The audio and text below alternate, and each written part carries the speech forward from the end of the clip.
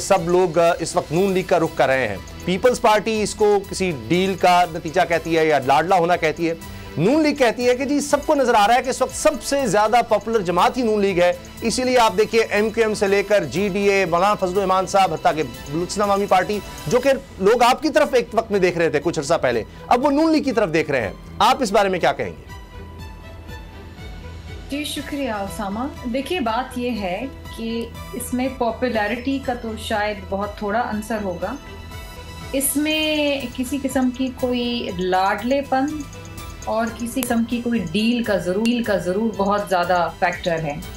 अच्छा, इशू ये है कि हर दौर में हम देखते हैं कि कोई ना कोई किंग्स पार्टी उभर के सामने आती है, और इस बार अनफॉर्चुनेटली हमने ये देखा कि एक बार फिर बैकडोर चैनल से जो भी मामला तय हुए नहीं हुए जो भी हुआ, लेकिन पीएमएलएन को बिलखुसूस खास फेवर किया जा रहा है।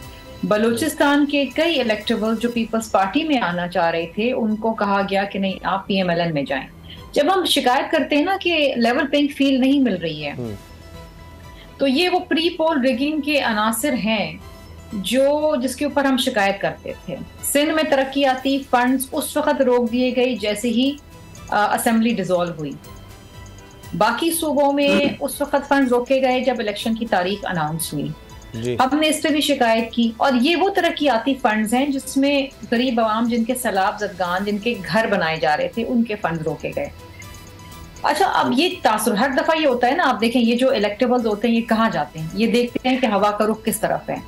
अगर किसी एक जमात को फेवर किया जा रहा है, उसको खास प्रोटोकॉल दिया जा रहा है, तो फिर ये अंडरस्टूड होता है कि जी अगली हुकूमत शायद इनकी ही बन जाए। तो फिर वो कोशिश करते हैं कि उसी जमात के साथ अलायंस कर लें या शमूलियत इख्तियार कर लें, ताकि आइंदा आने वाले सेटअप के अंदर उनको एक वजारतों का चंक में मिल जाए। यही मामला इन जमातों के साथ जो ये जाके अलायंसेस कर रहे हैं।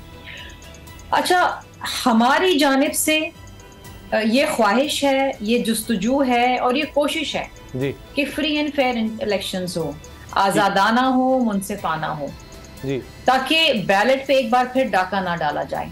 अच्छा। क्योंकि अगर 2018 का सिलेक्शन गलत था, और ये पीएमएलएन भी कहती थी 4 साल से वोट को इज्जत दो का नारा इन्हीं का था, अगर ये नारा आज नहीं है तो इसके पीछे ये तमाम अनासिर हैं। अगर 2018 का सिलेक्शन गलत है तो फिर 2024 का भी सिलेक्शन गलत है।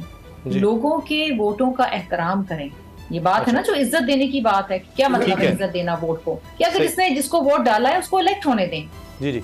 अच्छा, ये धुंध ना आ जाए, ये प्री पोल रिगिंग ना हो, ये पोल के बाद रिगिंग ना हो, किसी एक किंग्स पार्टी को क्रिएट ना करें आप। अच्छा, अगर आप अवाम में मकबूल हैं तो आपको बिला किसी डर खौफ के इलेक्शन में जाना चाहिए। अवाम आपके साथ है तो फिर क्या गम है? बिल्कुल सही है। हम समझते हैं कि अवाम हमारे साथ है, ताकत का सरचश्मा अवाम है, हम इलेक्शन में जा रहे हैं। अच्छा, सब्सक्राइब करें और बेल दबाएं ताकि कोई खबर रह न जाए।